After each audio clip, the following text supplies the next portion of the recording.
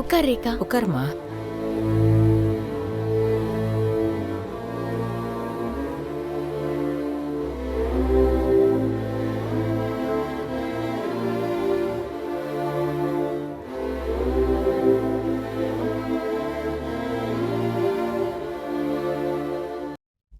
ஏன் உள்ள வந்துட்டீங்க? முதல்ல ஒரு மரக்கட்டு நீங்க வாங்கி போடணுமீனா. ஆமாங்க, பாவம்.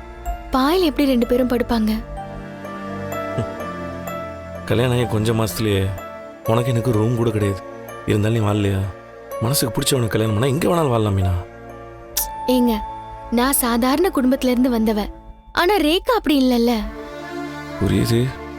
2 பேரும் படிச்சிருக்காங்க. அவங்களே வாழ்க்கையில ஒண்ணா முன்னுக்கு வருவாங்க. வாமா. மாப்பிள்ள, சத்யாக்கு இவ்வளவு சீக்கிரம் கல்யாணம் ஆகும்னு நான் நினைக்கவே இல்லை. அத்த, நேரங்காலம் கூடி வரும்போது நம்ம என்னதான் பண்ண முடியும்? பண்ணிதானே ஆகணும். ஒன்று ஞாபகம் வச்சுக்கோங்க, ஒருத்தனுக்கு கல்யாணம் கை கூடி வந்துச்சுன்னா நம்ம என்ன தடுத்தாலும் அது நிற்காது, நடந்தே தீரும். இதுவே நேரங்காலம் கூடி வரலன்னு வைங்களேன், நம்ம ஊரா போய் எத்தனை பொண்ணை பார்த்தாலும் அது நடக்காது. பெரிய வீட்டு பொண்ணு வசதியா வேற வாழ்ந்திருக்கா. இனி இந்த வீட்டுல எப்படி வாழ போறாளோ. அத்த, வாழ்க்கை எல்லாருக்கும் ஒரே மாதிரி இருந்துறதுல நம்மள என்ன இப்படியே இருந்துட போறோம். ரேக்கா வந்த ராசி, சத்யாவும் அடுத்தடுத்த லெவலுக்கு போவோம். நீ ஒன்றும் கவலைப்படாங்க. நல்ல பொண்டாட்டி வந்தா ஆம்பளைக்கு வாழ்க்கையில அடுத்தடுத்து முன்னேற்றம் தான். இந்தா இப்ப நான் இல்ல, கல்யாணத்துக்கு முன்னாடி என்கிட்ட ஒண்ணுமே இல்லை. மீனா என் வாழ்க்கையில வந்தா இப்ப 8 கார் என் பேர்ல ஓடிட்டு இருக்குல்ல. ஒரு நல்ல நிலைமையில இருக்கல. அதே மாதிரிதான் சத்யா வாழ்க்கை மாறும். பார்த்துட்டே இருங்க.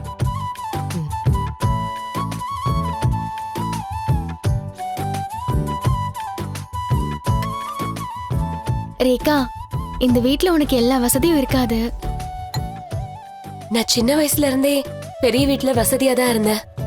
ஆனா சந்தோஷமா இருந்தேன்னு கேட்டா தெரியல. அதிகமா தனியா தான் இருந்திருக்கேன்.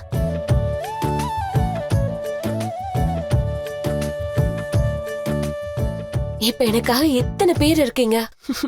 ஃபேமிலியா எல்லாரும் ஒன்னா இருக்கிறது தான் ரொம்ப வசதியான வாழ்க்கை. அப்படி சொல்லுமா. என்ன மீனா, பாத்தில சத்யா பொண்டாட்டி எவ்வளவு தெளிவா இருக்குன்னு. அதுவும் இல்லாம என்ன இவங்க இப்படியே இருந்துட போறாங்க. சத்யா பெரிய பெரிய பிசினஸ் எல்லாம் பண்ணி பொண்டாட்டி அம்மாவே நல்லா பாத்துக்குவான். என்னடா? கண்டிப்பா பாத்துப்பேன் மாமா.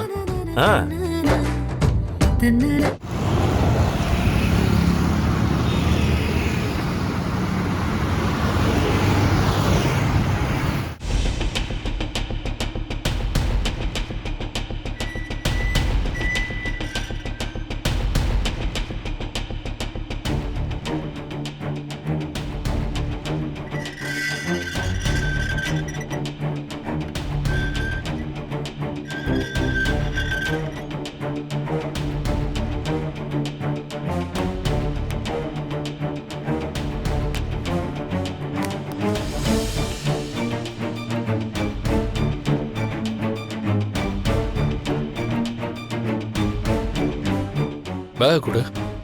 எதுக்கு? குலதெய்வம் கோயிலுக்கு போனல, விபூதி கொடு, பூசிக்கிறேன்.